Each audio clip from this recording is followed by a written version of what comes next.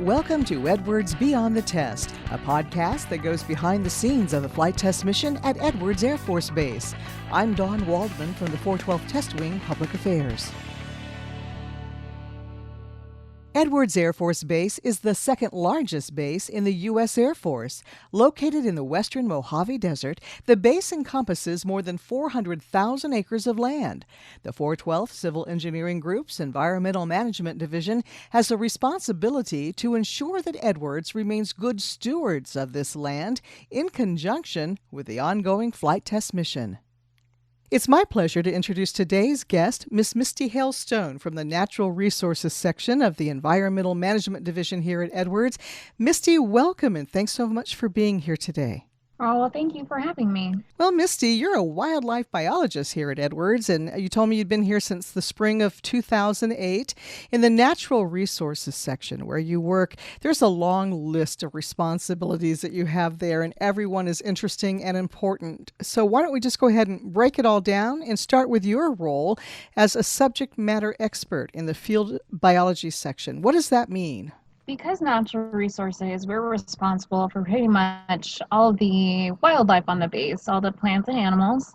So being a subject matter expert, I have a background in wildlife biology and zoology and wildlife management and all that good stuff, so that we can actually help advise the base on what to do in various situations that deals with wildlife, of how best to continue our mission while also dealing with all the wildlife on the base. So, Misty, what are some of the animals that are found here on Edwards? Well, we run the gambit, despite what people think of the western Mojave Desert as being a pretty dead place. We actually have a lot of interesting animals and plants that live here. So we deal with everything from desert tortoises, which is probably the most popular because it's our only threatened species, to birds. We also deal with large mammals like coyotes and bobcats. We do reptiles like snakes and lizards. We also work sometimes with insects and different invertebrates. Like I said, it kind of runs the entire gambit. Now that's interesting. I didn't realize you would work with insects or invertebrates as well. Anything else that we may not be familiar with? There are probably lots of things that people aren't familiar with, which I think we'll probably get some more detail in later in our discussions. But I think what comes as a surprise is not just the animals, but probably the plants as well. Our goal is to keep intact habitat so that the wildlife can thrive. And that involves a lot of different components, including not just the animals and the plants, but we also look at things like waterways and how water flows through the system. We deal with soils and dust and how that might impact the wildlife.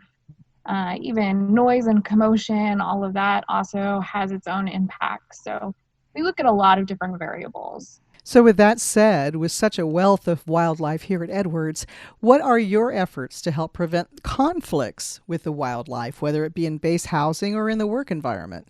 Well, so that's something that we typically call the wildlife urban interface, is probably where we deal with those kinds of interactions the most. And those are just areas where there's a lot of people in a populated area that sits right next to wild spaces. And because animals and wildlife don't understand things like roads and signs and barriers, they just kind of go wherever there are resources. We help guide the base in different policies and practices of how to interact with our environment the most effective way, avoiding things like safety issues, as well as making sure we're good stewards of the other living beings that inhabit our environment. Misty, can you tell us what are some examples of that? We deal with everything from, I have a rattlesnake in my building, we'll go and pick it up and move it to a more safe environment. We deal with base residents when there are bobcats and coyotes walking around the neighborhoods, of things that they can do around their residents to decrease the chances of wildlife wanting to to hang out and stick around and potentially cause a problem with their pets, or just being able to go out and enjoy their backyards. We also look at things like birds nesting on equipment. So we'll talk to equipment managers about how often they need to inspect stuff and the legal ramifications of doing various activities and things like that. So Misty, one of the most interesting places, well, there are many, but one on Edwards is the Paiute Ponds. It's located on the southwestern corner of the base, and it's managed by the Natural Resources section. A lot of people may not know about Paiute Ponds. Can you tell us about it? certainly. So as you mentioned, Paiute Ponds is a wetland system. It does sit on the very southwestern corner of our base. It is actually the second largest freshwater wetland system in all of LA County. Or I'm sorry, it's the largest freshwater wetland system in all of LA County.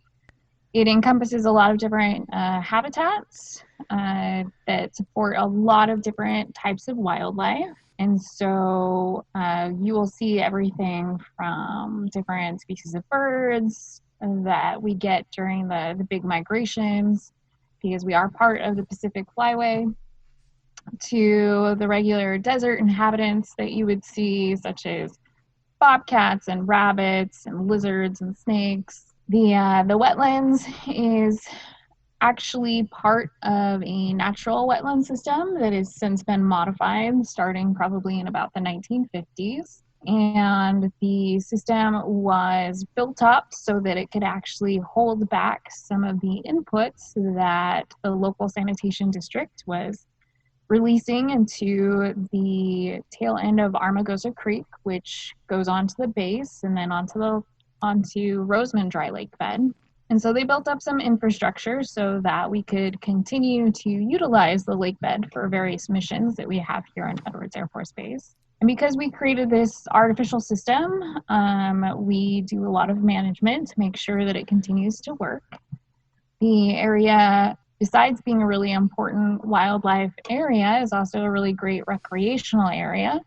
So we do have people that go out and bird and hike around and look at all the really great natural resources out there. We also support a waterfowl hunting season out there that people can join in. And the area is not just for base residents. We also open it up to the public, as long as they get a background check and go through all our proper security protocols. But it is one of the very few resources that we're able to allow the general public to come and enjoy and to participate in. So, Misty, you mentioned the hunting program, which I was going to talk to you about next. How do they go about participating in that? Is there a season? Can you tell us more about it? Certainly. So the base actually has 3 different hunting areas. We have 2 upland game hunting areas, as well as the 1 waterfowl hunting area. And people can participate in the hunting program by following our base instruction. We do have one specifically geared toward hunting and fishing. People are required to follow all of the state and normal federal laws and regulations as far as getting permits and the correct training for the different types of hunting that they're performing. We also have an online platform that provides people with additional information, including the ability to buy the base permits. So we do have a base permit for both hunting and fishing that people are required to purchase. And this online platform also has our base instruction of the additional regulations that we enforce here, and a lot of other resources. It's really great in case you just want some general information about the different opportunities that we have on the base. That sounds really great. Can you give us that address, the web address for that location? Certainly. So the web address is https://edwards.isportsman.net. Fantastic. Misty, you mentioned about fishing. We have Paiute Ponds and Branch Memorial Park, and that's a pond located near the South Gate entry point. Is fishing permitted at both of those locations? It is not. Paiute ponds, as well as being fed by natural water flows, gets the majority of its water from the local sanitation district that keeps water out there all year round. Because it is treated effluent, there are certain water quality specifications that they have to meet. And our agreement is that we will not stock those ponds with fish because it requires a higher level of water quality testing that we didn't want to put regulatory burdens on them. Branch Pond, however, we do stock regularly with various kinds of fish, and it is open for people to go fishing. Just like with our hunting program, we do ask that or require that people follow the state laws and regulations, as well as our instruction that has additional restrictions in it. Well, another recreational program that we have at Edwards is the off-road vehicle areas. Misty, tell us about that. So we have 3 off-road vehicle areas here on the base.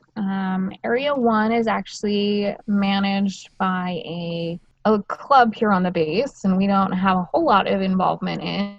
And it's an actual setup where they've created jumps and dips and stuff for people to go and race and do tricks and stuff like that on. The other 2 areas, we have area 2, which is our largest off-road vehicle area, and it sits behind housing and to the west of the landfill. And in that area, it's a multi-purpose area. You can do everything from running, walking, hiking, to riding horses, to riding mountain bikes and ATVs and big trucks if you want. That area does have these multiple uses, but some areas tend to be used for more of one type of recreation or another.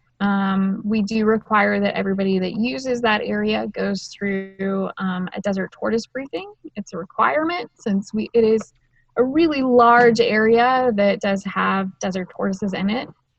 So we have specific rules and information we want to go over with people before they utilize that area. We also have Area 3, which exists just north of the NASA complex, and that is mainly just for non-motorized vehicles. So you can mountain bike out there as well as run, jog, and hike, but no motorized vehicles.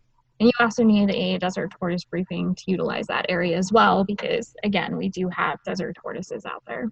That sounds like fun. Lots of fun out there for everybody on base. Yeah, there's a lot of opportunity to get outside and really enjoy the natural areas that we have here at Edwards Air Force Base. You know, we are the second largest Air Force Base in the nation, and most of that area is what we would consider buffer area. So it's not actually utilized for direct impact mission capabilities, but more for just the natural environment and creating those extra spaces so that we can accomplish the mission without interference with nearby communities. So, Misty, are there any other recreational programs the Natural Resources section manages or oversees? Those are the main ones that we oversee. So, like I said, it's the hunting, the fishing, the off-road vehicle areas, and access over to Paiute ponds are the main things that we are involved in. While some may not see it, the desert that Edwards calls home is filled with life. How do you protect that life while we simultaneously conduct the flight test mission of the 412th Test Wing? We'll talk about that in a moment. Welcome back to Edwards Beyond the Test. Our guest today is wildlife biologist Miss Misty Hailstone from the Natural Resources section of the Environmental Management Division. So, Misty, when some people look at our dry lake beds, which, by the way, is historically why we're here, they don't see it as an ecosystem filled with life. But in fact, aren't the lake beds and the entire base a place of amazing life, as well as being a fragile ecosystem? It is. So the lake beds, most people look at it and it's just this dry, flat playa. You know, you think that it's just like blacktop. If you've ever actually walked on a playa, when it's dry, at least, it's super hard and it creates this really interesting surface. But what's really cool about most dry lake beds in the West is that when they're wet, they are just full of life and activity. And this is kind of a residual effect from back in the Pleistocene when this entire area used to be a forested habitat. And what you see from our lake beds today is actually the residuals of a Pleistocene era lake called Lake Thompson. And as the climate changed and things started to warm and the habitat started to change, that lake started to recede. And then based on the topography is how we get the smaller portions that we still see today. Back when the land was a little bit more favorable as far as the climate is concerned, there was a lot of interesting life that lived in the lake beds. And this included a lot of different crustaceans and a lot of different invertebrates. So, Misty, fast forward to the modern day. When our lake beds are holding rainwater, isn't there a big explosion of life that hatches out? When the lake beds are actually full for a prolonged period of time, these organisms will hatch out and come to life during that short activity period that water remains in the lake beds. We have, oh goodness, I think we're up to 6 or 7 different types of fairy shrimp, which if people ever grew sea monkeys when they were kids, that's what fairy shrimp are. They come in lots of different species, different sizes, different types of feeding habits as well. It's interesting. There's carnivorous ones as well as herbivorous ones, and the whole, like I said, gambit.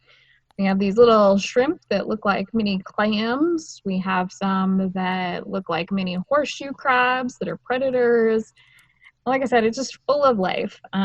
These things hatch out when there's prolonged wet periods, and they are able to have their entire life cycle in like just a few weeks if the environment is unfavorable, up to a couple of months if the environment's really favorable. And it's actually really important because it becomes a really important food source for migrating birds when they're coming through in the spring to go back to their spring nesting habitats. But in addition to the shrimp and the life in there, not just that they move around, but they also help keep the lake bed in its intact form. So over time and due to subsidence from using up all the groundwater, locally there used to be a lot of farms in the early 1900s, and the water table was so high because of that Pleistocene era lake that people didn't have to dig very deep. They only had to dig, less than 100 feet and they were hitting water. And so back in the early 1900s, there was a lot of ranching going on in this area, and they were pumping out a lot of water in order to feed fields of things like alfalfa. As the community started to grow and more of that water started being used, it was used faster than the water could recharge, and it caused a lot of land subsidence. And we can see those impacts in and around the valley even today. If you go to certain portions of the lake bed, we have these really large cracks, and we have areas that have started to sink. And that is because that bubble that the water used to fill underneath the ground, keeping it up, has disappeared, and those air pockets occasionally start to collapse. But these shrimp and these different clams and things that you're seeing alive in these lake beds, not only are they living their life, but they also tend to secrete certain chemicals off of their body, kind of like a gel almost. And it's a layer of different kinds of carbohydrates and things like that, which actually helps form a sticky substance that helps keep these particles in place. So the lake beds are actually form this beautiful, nice, flat, super hard surface through a bunch of different complex things that are working together. So these shrimp, algae, and other microorganisms are forming this great biotic complex. It's kind of helping keep that intact. But then you've also got the physical and chemical processes of the soil itself, which creates different kinds of cohesion based on the chemical components and the physical attributes of having clay versus loam or sandy soils. So the lake beds are mostly clay. And so it, like I said, it helps just maintain this really great surface that's really good for different kinds of missions like landing the space shuttle. And who knew fairy shrimp had such a big role in the surface of our lake beds? That's fascinating. Yeah, they're very cool and very underappreciated. Well, I'll look at them differently from now on, I promise. You know, in relation to what you've just described, basically, how does the Edwards mission continue and move forward? I mean, how do we conduct our mission while still being good stewards of this land? Well, I kind of look at them being surprisingly compatible. So we have a lot of DoD land, especially in the West. The federal entities own most of the land, and for that, we are required to be good stewards of the land. The DoD is really unique in that even though we have a fairly large footprint, the area that we physically impact tends to be pretty small. Like I was saying earlier, we have a lot of buffer space. But because security is so important to the mission, we have all this buffer space that we keep so many people out, which means that a lot of our lands are fairly intact, and we have some of the best quality habitat in a lot of surrounding areas for this reason, because we fence it off and we don't allow people to have a lot of impact on our land because we need that buffer space around. Like I said, we tend to try to concentrate a lot of our physical impact to the land to fairly concentrated smaller areas. And we work really well with the various units that have different missions here on the base of, you know, how do they conduct their mission while minimizing the impact that they have on the environment as much as possible. And it ends up being a mutual benefit because the more intact that we can keep the land, the longer it's going to be usable. It's going to create that natural environment that provides real world examples for us to conduct missions and to help keep our air clean and our water drinkable and the wildlife, you know, intact that helps keep invasive species in check, or that, you know, prevents wildfires, and that just keeps an overall healthy ecosystem. So, Misty, speaking of habitat, one of the areas you work on is the desert habitat restoration. What is that all about? So even though we do aim to keep our impact on the land as minimal as possible, we still do impact the land. It can be large areas, it can be tiny areas, it can be widespread or super concentrated. When we are done utilizing a piece of land for a specific activity, if you just left it there, it would probably remain barren for a really long time. Even though the desert is a really interesting, unique habitat that able to withstand a bunch of different extremities from lack of water to super intense sunlight, it's not very good at repairing itself after a major disturbance. So most of our nutrients exist within the first inch of soil, and as soon as that gets either scraped away or super compacted, it's really hard for those nutrients to get back. A lot of our plants, we don't have a lot of biomass, so it's not constantly shedding those nutrients into the ground. And when things are compacted, the water will run off and it doesn't sink into the soil. So there's a lot of different components that just makes it really unfavorable to regenerate a habitat from scratch if it's been severely impacted. So one of the things that we do, along with a lot of other natural resources managers, is in these areas that have been impacted that we know we're not going to reuse, at least for any foreseeable future, we want to go in and try to restore that area back to the natural habitat to the best extent we can. so that again we have that atmosphere that's really good for our mission to continue. So we work with a lot of other organizations and other bases and stuff to try to figure out the best ways of doing that, because it's not an easy process. It's a really long, arduous process that can create a lot of frustrations because it doesn't always work. It requires a lot of components to come together and work seamlessly, which rarely ever happens. And so one of the things that we work on is trying to figure out how best to go about doing that. And it does require us to engage with a lot of different partners and a lot of different scientists and things that, have the know-how of how we can do this. And we're really on the leading edge of what works and what doesn't work, and new information's coming out all the time that we need to keep on top of in order to make sure that we're using our resources as wisely as possible. Because if we don't do anything, it could take hundreds of years for the land to recover itself. Misty, earlier we talked about the desert tortoise here at Edwards, and it's considered a threatened species. Well, tell us what's being done to help increase their numbers and provide them as well a safe place to live.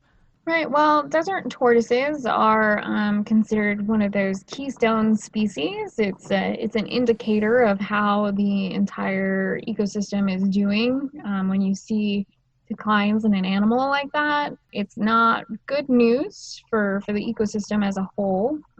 Desert tortoises, not only are they just cool and unique in of themselves, but they're also habitat engineers. And what I mean by that is tortoises create a lot of holes. They spend over 90% of their lives underground. And because they are such prolific hole diggers, they provide a lot of homes for other desert creatures. Just about every animal that you would see out in the desert spends at least some portion of their life underground, whether it's to have their babies or to escape from the heat or the cold. But everybody uses some sort of underground cavern at some point of their life. Desert tortoises are declining, unfortunately, at a pretty high rate that's building over time. They're not an easy species to recover, and the reason for that is they're a very long-lived species. So tortoises in the wild have been known to consistently survive up to 60 or more years. They don't become sexually mature until they're somewhere between 10 and 12 usually, depending on nutrition and growth rates. From any particular nest, usually only about 1 in every 100 hatchlings survive to adulthood. And they have a lot against them. They're in a habitat that isn't super friendly. So there's not always consistent water or food resources, but they're really good at utilizing what they can find. But on top of living in an environment that's already kind of extreme that they've learned to adapt to, they also have to deal with now people coming in and urbanization that destroys their food resources as well as their homes. People also bring in subsidies that helps their predators. So what I mean by that is people, by feeding wild animals or leaving their trash cans open or having roadkill and open landfills, provides another food resources for certain predators to take advantage of. So one of the main predators of desert tortoise are the common raven. And the raven right now, it's estimated to be about 10,000 times the population that it should be for our area. And again, the reason for that is there's so much food that they can have much higher densities than what naturally should occur. And so now that there's more ravens, they have a higher impact on tortoises, particularly the young tortoises where their shells don't harden until they're about 8 years old. They peck right through the shell and can eat them pretty readily. On top of that, they also deal with disease. So they think it originated probably with the pet trade and different turtles. They carry a mycoplasma. It's a type of microorganism that can cause disease similar to the flu, and it can wipe out entire populations of desert tortoises. And then you also have to add on to that climate change. So they're Yes. dealing with a lot of stress. What we do to help them, and what the base is really great at, like I said, we provide them kind of a safe space. We have a lot of buffer area in and around our mission that's protected from off-road vehicle people that are running them over, or from lots of urbanization that's building up and destroying their homes. We're able to help provide this extra space for them, a safe space for them. We do a lot of education here on the base to try to help people realize that the actions that they do have consequences, such as, feeding that cute bird in your backyard might seem really cool and fun, but you're interrupting this ecosystem that's, very well balanced and not something that you really want to do. On top of that, we've also done some interesting programs that we've worked with the U.S. Fish and Wildlife Service, the U.S. Geological Society, most recently with the San Diego Zoo, doing a program that's called Head Starting, where we actually take female tortoises when they're about to lay eggs and put them in pens that are protected from predators. They let the females lay their eggs and then put the females back out into the wild to live their life, and then provide them basically a safe space for the babies to hatch out and to grow up to a certain size that they have a higher likelihood of surviving once released back into the wild.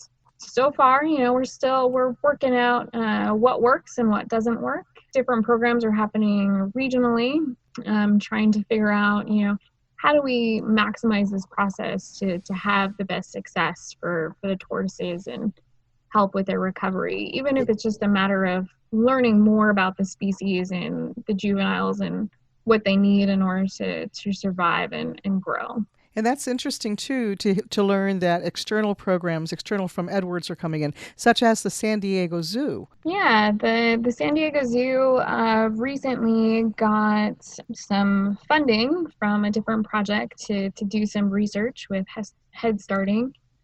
We are only a part of their current research program. Part of it is on the eastern Mojave Desert. We were able to work with them in a cooperative agreement of using our facilities and our animals to help them conduct their research. And so we're pretty excited about that. Well, no doubt. That's neat. Speaking of the desert tortoise, Misty, isn't there a program on base where residents in the housing areas can adopt one while they live here? Yeah, we do have our own desert tortoise adoption program specifically for residents on the base that live here. It's part of our educational program of just getting people to learn and appreciate how just amazing these creatures happen to be. These tortoises are all captive tortoises. They don't ever get released back out into the wilds. They originated from my understanding is most of them originated from when we had some really large projects going on the base where we had to clear tortoises out of an area. This was, I think, back in the late 90s. And we didn't have, at that point, a good understanding of what relocation would do to these tortoises, and our regulators allowed us to keep them for educational purposes. And so these tortoises our agreement is these tortoises are not allowed to leave the base, that they are here for education. So as people PCS, they go to a new family so that they can also get some enjoyment out of having a pet turtle or tortoise. For people that are not on the base and want to know how amazing it is to have a desert tortoise as a pet, the state of California actually has a club called the Turtle and Tortoise Club, and you can go through them and adopt a tortoise. And it's really unique because it's one of the only programs or only species where you're actually allowed to have a threatened or endangered species as a pet. And there's really good reasons for this. So, as we discussed earlier, tortoises have a really long life, and tortoises weren't a listed species until the late 90s. They were first listed in 1996, or no, they were first listed in the early 90s, and people already had them as pets.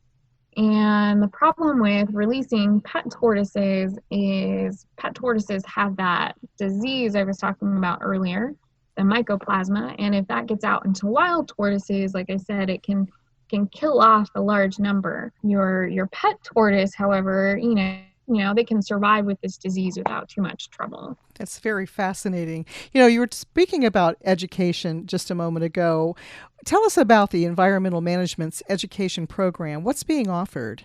We used to have a really big program when I first started here at the Environmental Management Office, where we did a lot of outreach events and things like that. Since our staffing has slimmed down since then, we don't do as much as we used to. However, we do participate in a lot of different functions, especially when it comes to kids and the base and even the local communities. Mostly people request our participation, and we will provide educational materials, and we have snakes in our office that we use for education. We sometimes will bring a desert tortoise out and really try to engage people about what our wildlife is around here, and again, how to interact with them in a manner that keeps the animals safe as well as keeps the people safe.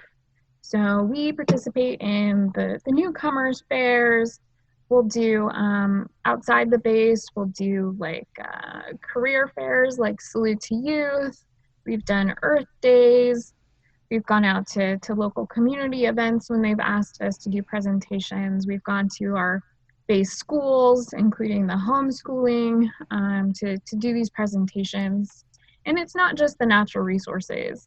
I speak from my own experience because I'm very involved in our educational program, but we also have cultural resources, and they'll talk about the history of the base as well as the prehistoric history of the base. We have, compliance areas where they'll talk about air quality and water quality and hazardous waste, and, how to, again, keep a safe and healthy environment. We also have the restoration program in the environmental office that deals with old chemical spills that we're still tracking and cleaning up. So we have a wealth of knowledge in our office. Misty, the natural resources section that you're in, you work closely with the cultural resource section at times. Does this have to do with the discoveries of artifacts? I know we have so much history on the land surrounding that Edwards sits on and surrounds the base. There's a lot of artifacts out there. There definitely is. And I would say that our natural resources section actually works with quite a few different entities on the base. And that mostly has to do with the fact that wild animals and plants and things that we look at and study and protect puts us out into those far-flung areas of the base that most people don't ever get to. And because we're out on the ground really looking at things, we come across all kinds of things. And that includes, like you were saying, different artifacts and historical sites and refuse piles and stuff like that. And so we do try to work really closely because the impacts to the natural resources can also be impacts to the cultural resources. So we do work pretty closely with them. But we also work with safety. We'll come across, big holes in the ground that probably need to be taken care of. We've worked with EOD because we'll come across UXO occasionally and weird spots on the base. Different hazards. We work with security forces because we'll find fence breaks and intrusions and stuff like that. So we really do our best to integrate and work with a lot of different organizations on the base. Well, Misty, you've covered so much of what's going on at environmental management, but is there anything else you'd like to add? It's really a privilege for us to be here on the base and to help manage the natural resources and the land. In the end of the day, even though, this is DoD land, the DoD holds the lands in trust for the people. So we really want to make sure that we're doing our due diligence and as much as we can to keep the land as intact and as healthy as possible. So it's very cool working here. We get the opportunity to look at and work with a lot of different really cool and interesting things. So it's a real privilege. Well, Misty, thanks so much for your time and sharing your story with us today. But before I let you go, and you kind of just touched on it, can you tell us what it means to you to work here at Edwards, at the center of the aerospace testing universe? Well, I think that it's a lot of what I just said. Like I said, we really are in this unique environment where we've got a lot of space and areas that are well protected. And we get to do that while making sure that we are still able to accomplish the mission that we have to do that, keeps our country safe and helps us progress in doing the missions that we're really set out here to do. And so it's really great being able to integrate those two things because they're not mutually exclusive. The healthier the land is, the healthier the environment is. It just helps the mission to be more successful. And that's really what we're here for. Many thanks to today's guest, Miss Misty Hailstone, for taking time out to share her story and taking us beyond the test. Thanks to all for joining us. I'm Dawn Waldman for Edwards Beyond the Test.